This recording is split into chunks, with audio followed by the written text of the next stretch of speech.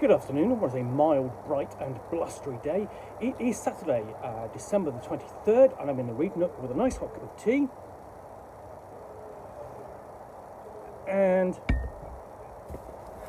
a box to box. So let's get this open.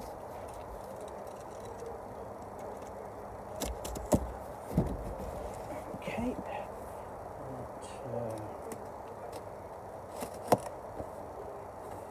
Almost there. There we go. So what I have in here is a copy of, wait for it, the Armchair General, World War One. Can you win the Great War? This is by John Buckley and Spencer Jones. And it follows on from the first Armchair General book, Armchair General World War II, in which asks the question, can you win World War II? History is written by the victors, will it be yours?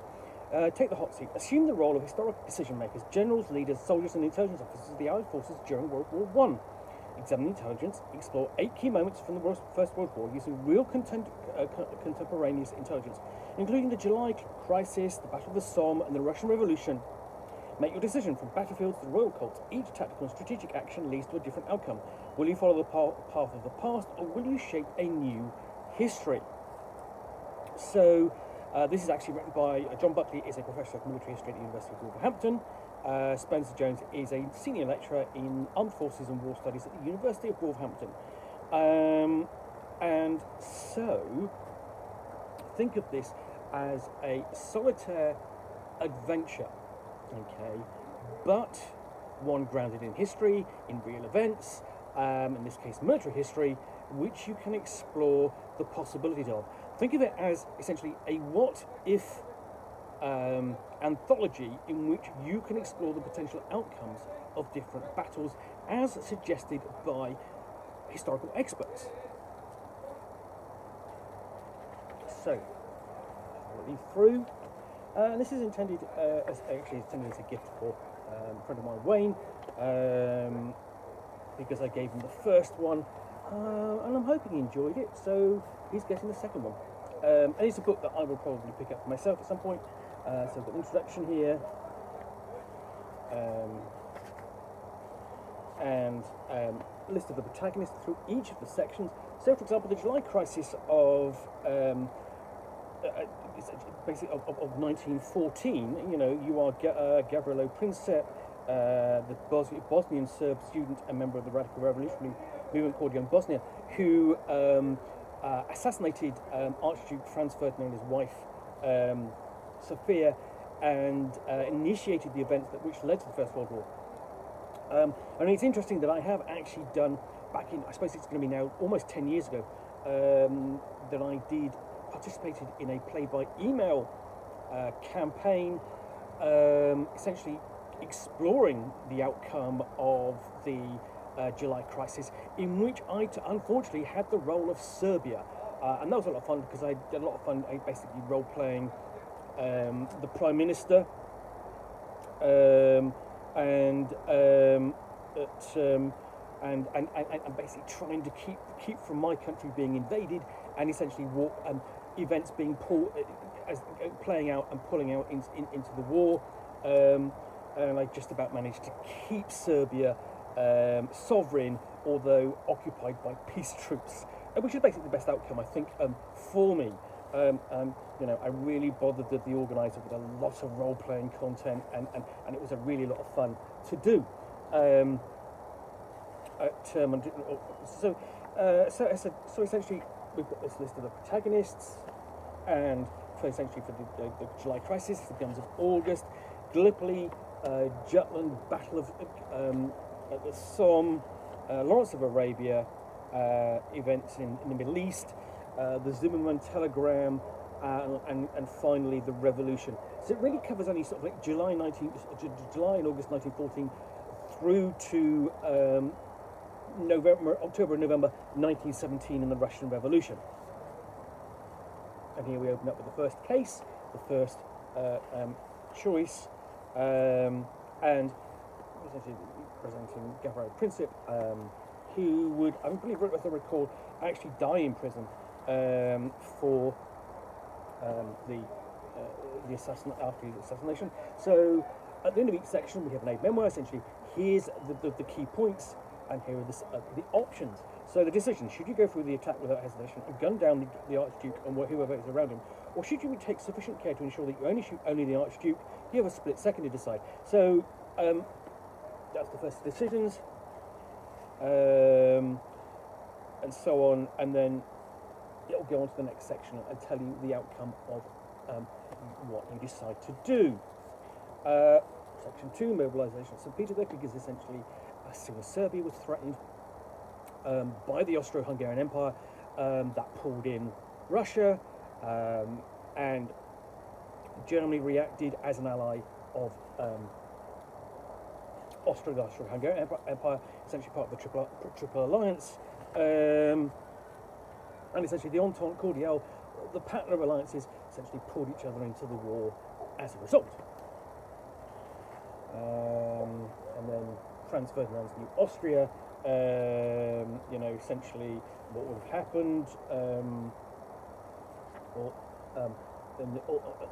essentially an alternate timeline. Congress of Budapest. I mean, it's an interesting way to explore alternate history.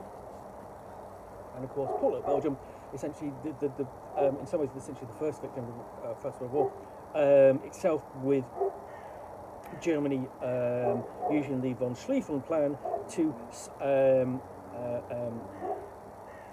basically swing around the Maginot Line across the border, basically between which the French had directed along the border with Germany, and attack Paris. So lamps are going out, essentially famously, as essentially the lamps are going out all over Europe as Britain is pulled into the events. So yeah, I mean, a lot of this kind of harks back to, for me, now to would have been 40 years ago, essentially, with me studying the history of Europe and the events leading up to World War I at A-level. So yeah, not unfamiliar certainly not unfamiliar with the subject matter, and of course certainly not unfamiliar with it, given essentially we only have the 100th anniversary a decade ago, and you had a slew of books dedicated to the events. So things that are basically leading to a new Europe, with reorganisation in reaction to the events of 1914. Then we go on to Section 2. This is essentially the second option. The Guns of August, as the British Army goes to war, and the British Expeditionary Force is sent to Belgium and northern France, and not for the first time. Well, it was basically the first time, because essentially the Expeditionary Force would again be sent to northern France, 30 years later.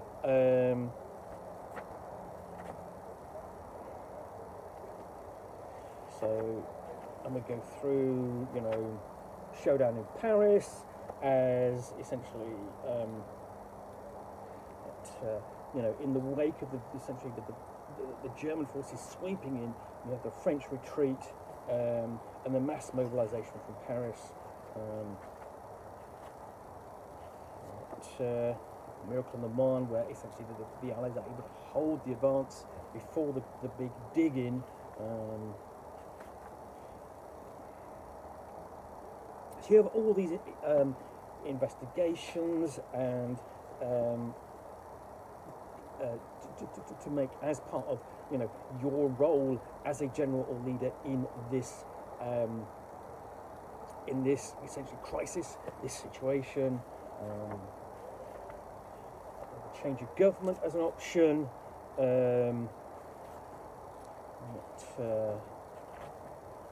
then the disaster that was Gallipoli.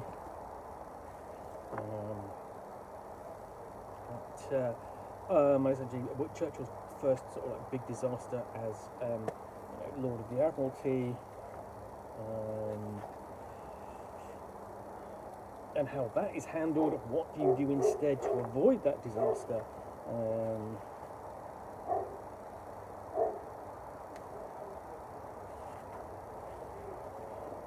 And then potentially to see whether you could actually, well, essentially the possibility essentially of attacking the Dardanelles was to break the Ottoman Empire's hold on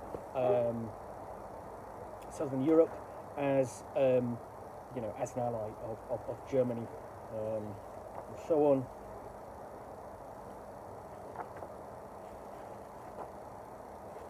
Flipping through, and then Jutland, essentially one of the major clash between the Royal Navy and the much vaunted Imperial Navy of the German Empire. Sort of like mostly came to naught. A clash that really was kind of indecisive, but for the most part the German Navy was kind of bottled up.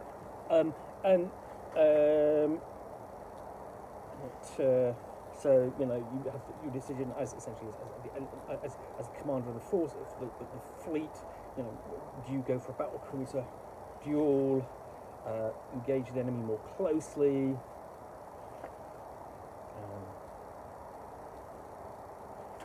And the other thing about this is essentially these are only a few pages long, and what it means is that you can really engage with the battle in sort of like all this crisis in sort of like bite-sized chunks before you have to think about what happens next.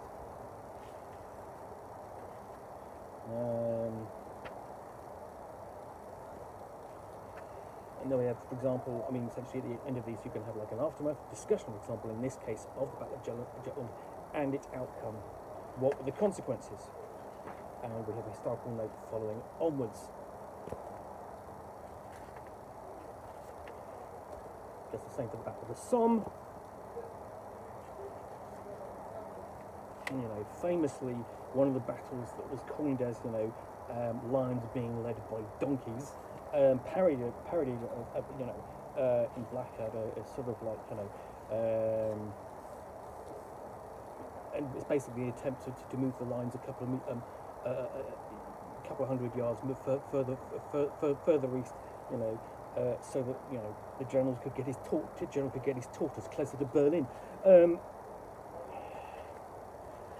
But essentially, we are dealing with a stalemate along the lines of pushing back and forth of lines being in place for the best part of 3 years, and there being essentially one long line of stalemate until some means can be made of breaking out, whether it's the inclusion, the involvement of tanks.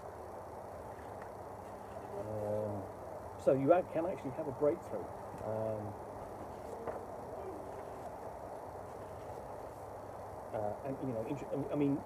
That battle and the sort of Battle of Cambrai essentially introduced the concept of armoured warfare, even with the primitive tanks.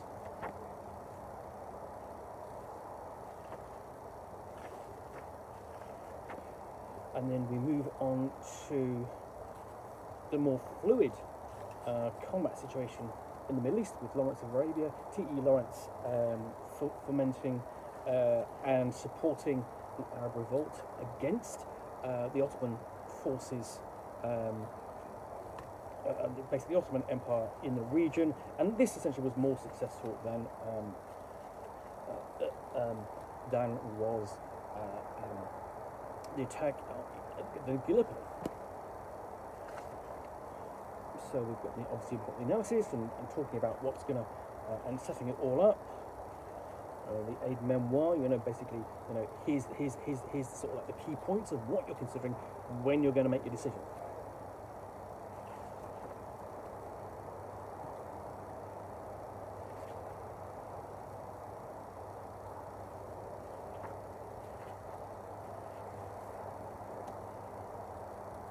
And throughout, we've got images of key figures, bit of information about them,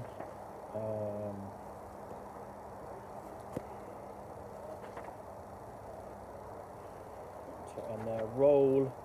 So, for example, T. Lawrence riding a camel.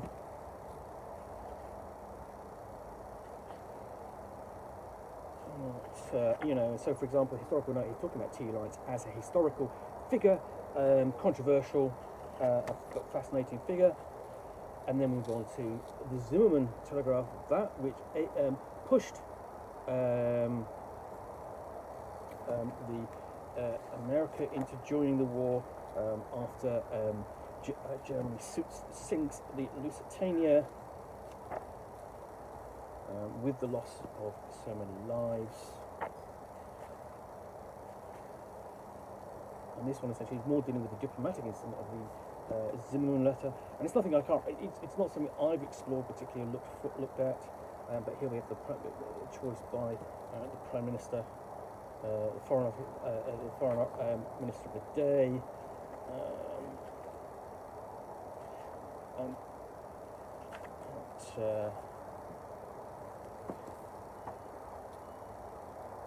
So we essentially looking at, for example, how Woodrow Wilson decided to come into the First World War, because essentially there was a lot of there was a call for war and also isolationism in the United States during this period.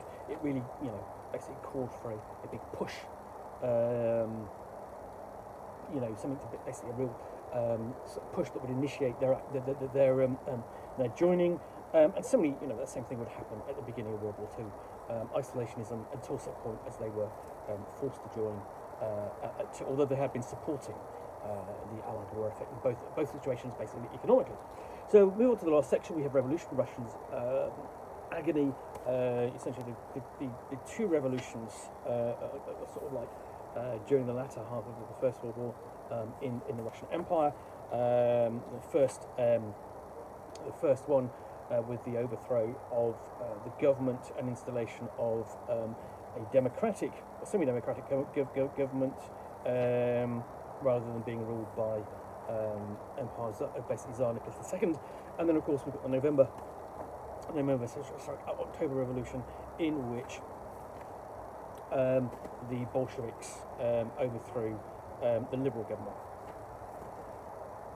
Because essentially, that's the other thing that's kind of forgotten about the October the revolution in Russia, is that there was a revolution prior to it. You know, so although we've got an image there of Leon Trotsky, one of the leading members of the Bolshevik at the time.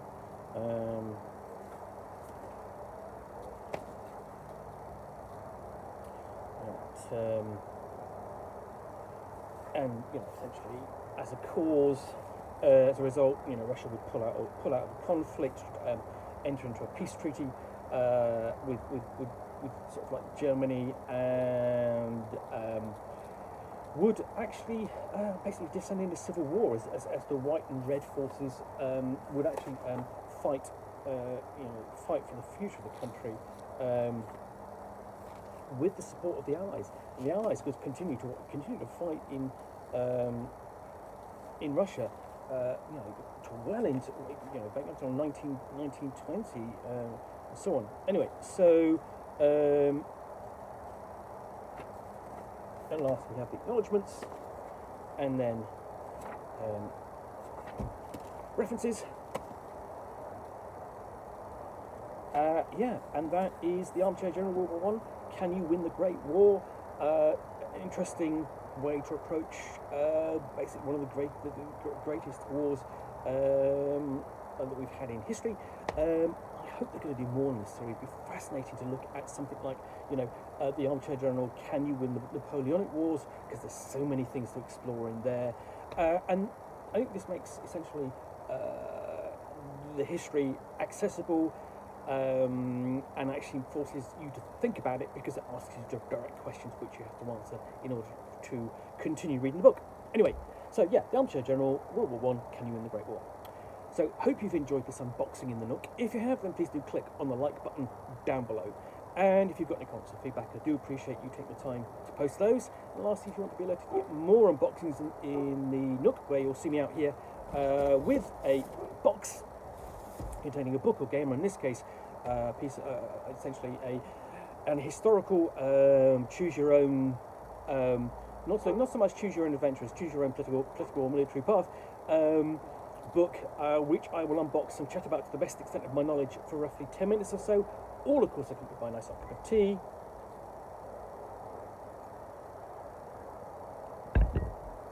Then please do click on the subscribe button down below. Thanks again for watching another unboxing the Nook. Be back again soon with another one. Bye for now.